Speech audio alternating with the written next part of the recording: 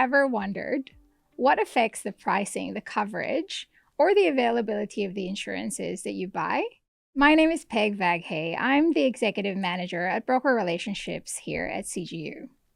CGU is a proud Australian company. We're owned by IAG, and for over 160 years, we've been insuring Australians and Australian businesses through the insurance products that we supply. We prepare the Strive Report every year. This is our third edition, and we really prepare the Strive Report so that we can coalesce all of the social, environmental, and economic factors that affect the insurances that you buy. Our aim is to make it really easy for you to unpack the reasons why your insurance might change and maybe help you prepare for the conversations that you're going to have with your broker or your insurers if you're coming up for renewal. This is the third edition of our Strive Report, and in this report, we're going to talk about some topical things like AI, claims, how's that affecting claims, and many, many more topics that I hope that you're going to join me for.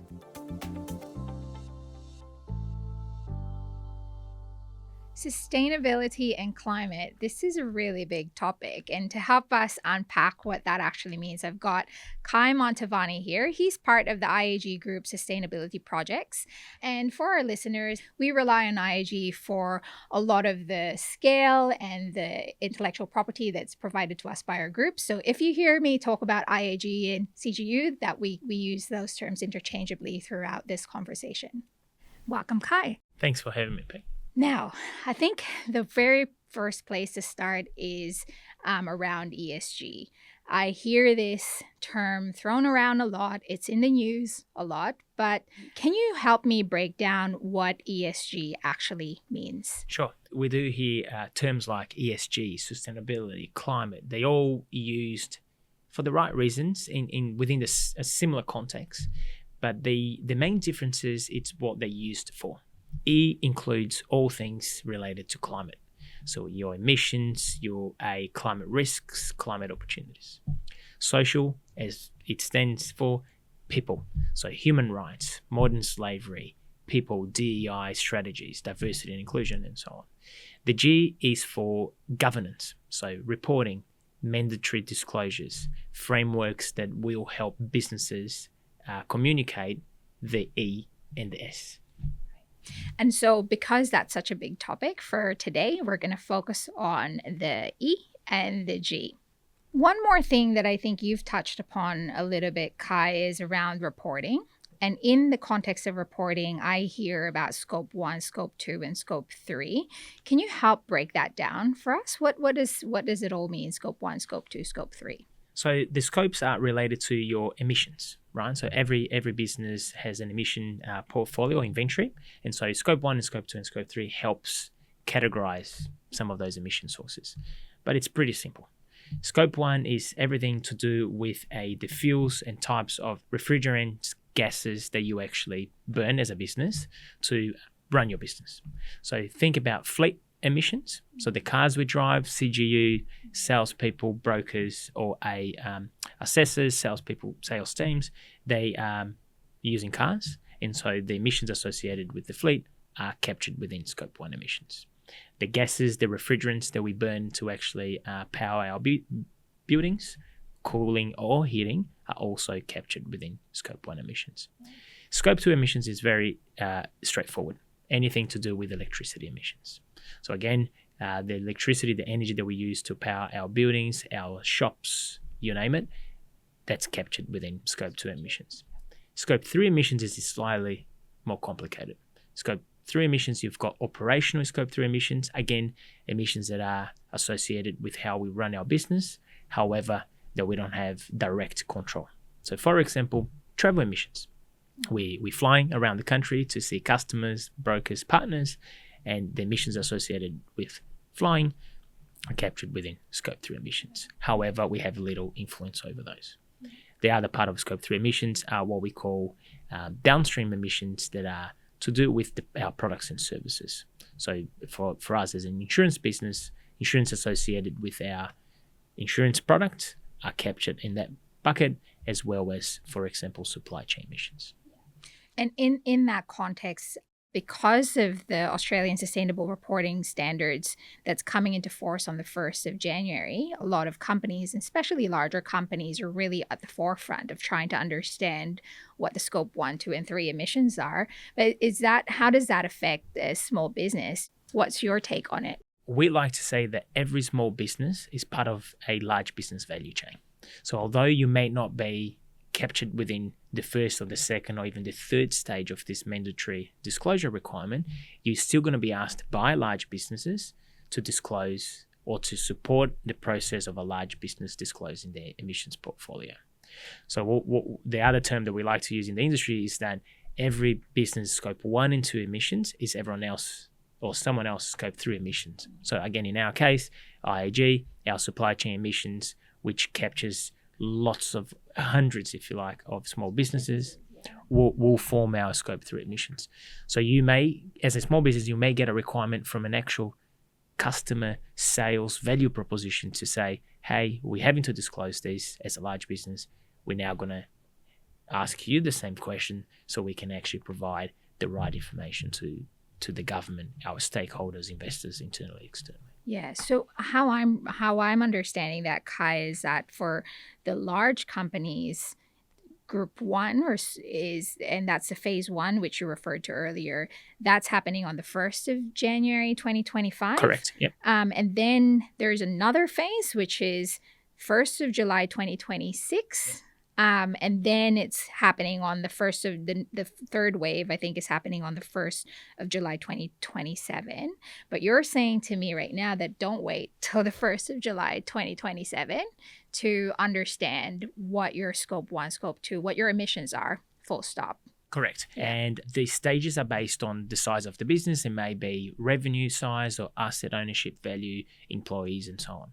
What I would like to say is try to understand and do some research around just simple steps, data requirements. There are lots of tools out there today that are actually designed to help a small business, to facilitate, to plug into their day-to-day softwares that they're already using, for example, accounting softwares. Mm-hmm. So there are solutions right now that can help and facilitate that for small businesses right now. That's excellent. Is there any links that we can share about that, or can we direct people into particular businesses that can help them do that? And if we can, we'll leave it in our show notes later on. We can certainly do that.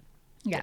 Another thing that I hear about quite a bit is greenwashing and green hushing, some new words that we all get to know. Yeah. I've seen some companies have their name up in lights in the wrong way around greenwashing and green hushing. Yep. What is the danger there, and why does that arise? And maybe tell us as well what the difference is between greenwashing and green hushing. Sure. Certainly, more specifically around the greenwashing, and we'll get to the definition, that's keeping board members, directors up at night. And the reason is some of the climate disclosure mandatory framework actually have liability on directors and so on in terms of the actual data that the companies are disclosing, right? So greenwashing is about that. So greenwashing is about businesses making commitments, making public targets, but not being able to provide enough evidence to substantiate claims. And that comes through in all sorts of different products or marketing at times, or businesses claiming that their products have some sort of sustainability feature, but they don't. So it's like a misrepresentation, effectively, of... Correct. Yeah. So that is a big one, and that they have had legal ramifications. So it's about public commitment, a target or a product that you try to frame it as being a sustainable product or service, but you can't really provide enough substantiation. So the regulators are after those businesses. They can't do that. Green hushing, on the other hand, are also to do with public commitments, but it's not necessarily businesses not being able to provide enough evidence. It's just businesses making those commitments today, and in 12 months' time, they work out that they may not be able to deliver on those, and they withdraw the commitment. That sort of behavior has certainly reputational risks, legal risks, but I would like to say that greenwashing is certainly one that is on the regulators' radar right now. And is that in relation to a company, specifically a company that has a climate action plan, or is that just to do with anything that a company represents up in the public?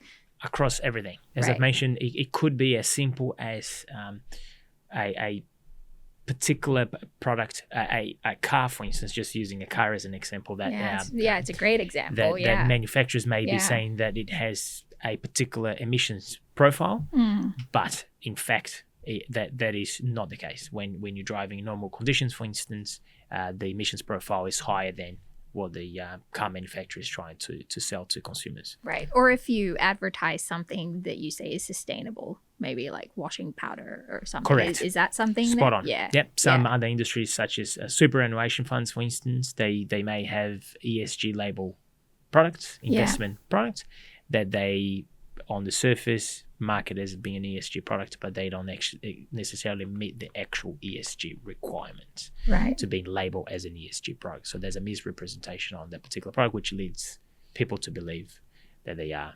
sustainability-driven products. When I listen to all of this, I think it's understandable how a company or an SME might think, oh, I've got so much to do, now I've got to worry about this as well. And obviously they have to, because there are risks and regulations that they need to adhere to in order for them to run their business. If we take our example, Manager CGU, I think being a large business, a lot of the risks are associated with legal frameworks and requirements, such as the disclosure, right? So if we don't meet certain requirements, we could potentially be penalized by the regulator. There's also reputational risks that are associated with expectations from our stakeholders and so on. For example, for us as an insurance company, the transition from internal combustion cars to EVs. Are we prepared? Are we talking to our customers the right way?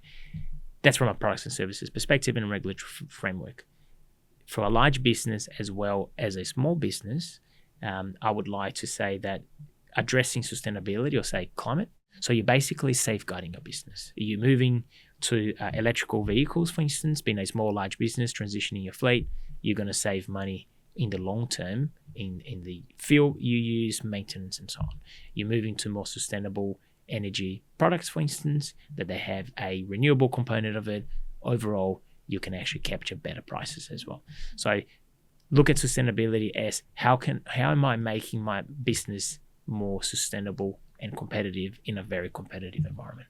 One of our other podcasts was discussing the generational change and how in the next 5 years, there's just going to be more of the Generation Z, the Zoomers, and the Generation Alpha coming in. And what I've read is that they're very interested in a lot of these things, products that are sustainable. And so it seems to me that there's this growing market and appetite for, more sustainable products. So there's probably some opportunities for businesses to be, a little bit more involved in this, for the fact that there's this opportunity sitting out there for them. 100%. Younger generations are a lot more social, environmental conscious, right? We're seeing that right now. So they want to know where their products are coming from, where they're sourced. Are they have they got the right human rights protection in place or environmental impact in place? So certainly that is a shift. And whether you're a small or large business, just thinking about that as an opportunity to target new customer base, that demographic is just a massive opportunity on its own. Yeah, absolutely.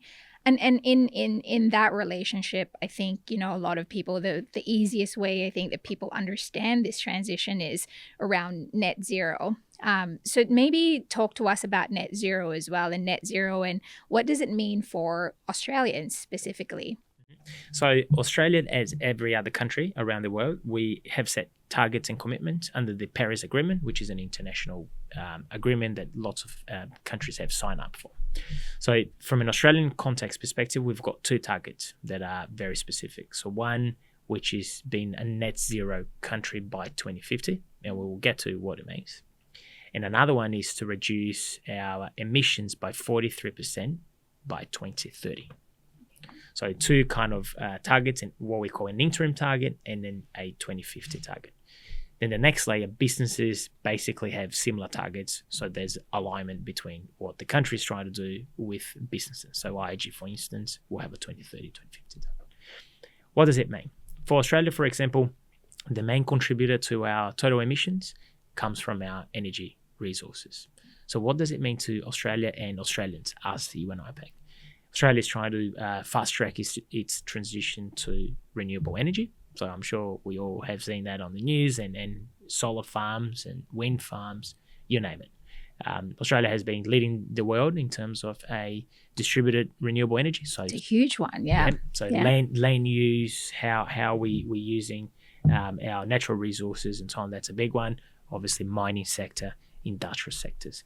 So the net zero commitment, that's 2050, it's basically all those sectors reducing their emissions in the within the scope 1, 2, and 3. So we have absolute zero emissions, and that is absolute terms. So transitioning to low carbon processes, technology, you name it, EV, machinery, input, output, products and services. And obviously all of this work and all of this regulation and disclosures is really just so we can minimize the impact of climate change and how that affects, the everyday Australian in terms of, the weather patterns and the damage that causes sometimes as they get more severe.